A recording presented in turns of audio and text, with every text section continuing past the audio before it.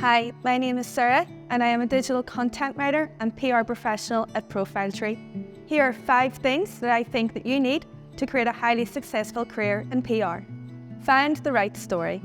More often than not, I have to tell clients that a specific story they have in mind isn't necessarily the best one. A major part of PR is to unpick what your client is doing and bring attention to the stories that matter. Once you do a bit of digging, you'll typically find that clients tend to overlook news stories that are just run-of-the-mill for them, when it actually has the potential to land them in a notable publication. Point number 2, summarise your story in under 300 words. I cannot overstate this point enough. As a PR professional, you need to understand the sheer amount of volume that journalists are having to sort through every day. They actually get around 30 cold pitches every day, and they simply don't have enough time to read through all of them. If you can't grab your journalist's attention in under 300 words, your story is unlikely to get picked up, simply because you've already given the journalist too much work to do. Number 3, don't be afraid of cold pitching.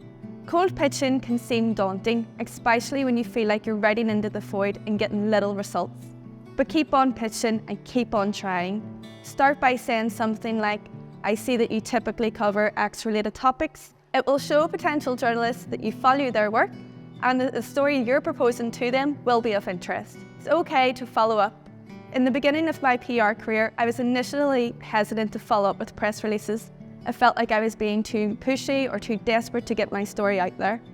However, I've long forgotten that concern, and I can't tell you how many successful press releases I have had on the back with following up with them.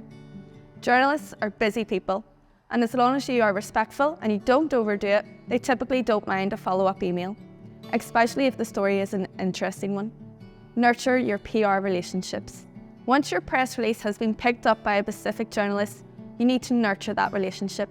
But that doesn't mean sending them every single press release you write. You need to be sure that you're respectful of their work and that you're giving them stories that they will actually be interested in publishing.